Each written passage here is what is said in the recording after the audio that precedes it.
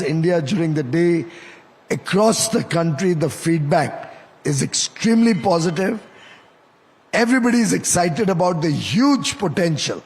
This free trade agreement, bilateral trade agreements, first tranche has opened up for the country.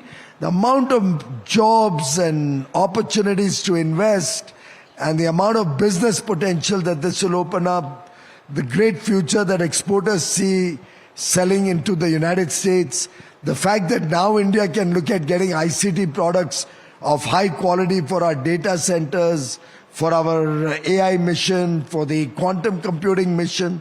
I think we are really in a sweet spot in our journey towards Viksit Bharat 2047. So what I'm going to do is use this opportunity to go through some of the sectors and get Minister Goyal to try and explain, as everybody tries to wrap their head around the deal, on what specifically happens and with what kind of timelines. The first thing you've committed to or said is likely to happen is trade going up to 500 billion between India and the United States. Almost 5x more than the base that you start with. About 2.5x. We already do about 200 billion. In terms of the exports that we're sending, how do you see how the commitments that you've made in terms of getting to that value of 500 billion? It's a bilateral trade that one looks at. We already at 200 billion plus bilaterally in goods and services.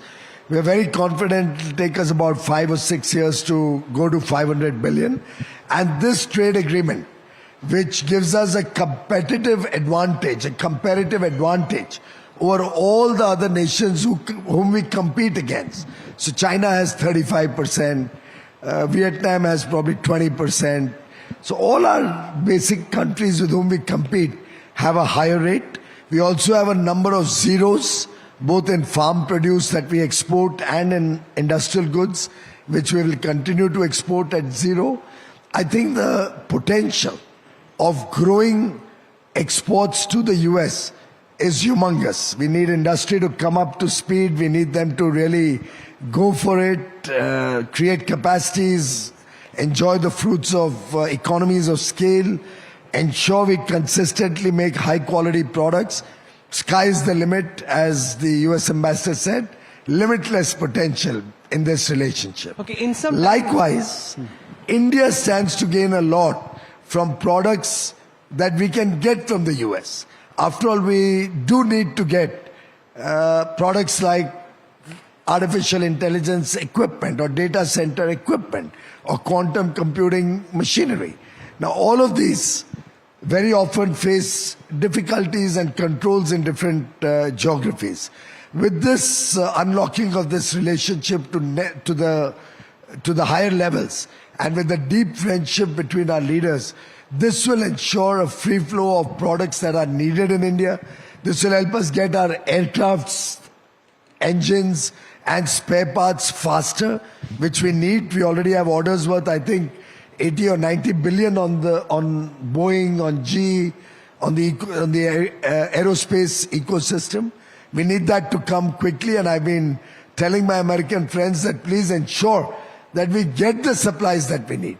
Our steel production is going to double from 140 million to about 300 million tons.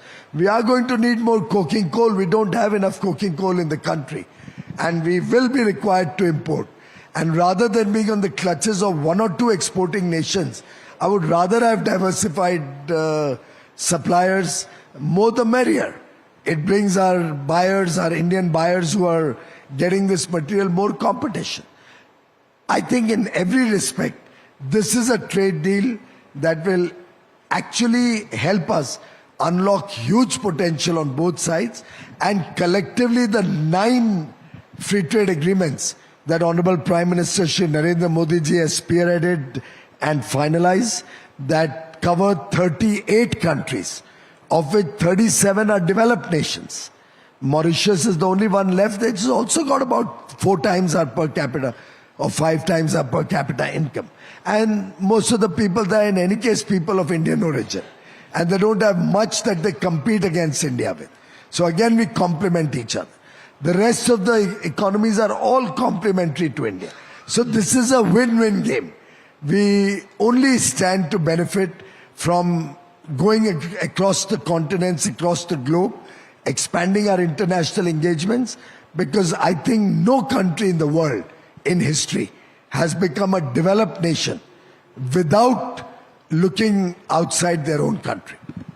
So I'm going to get some questions from the audience as well. So you can have your questions ready, and we've got some very interesting minds over here. So we'll have those questions out.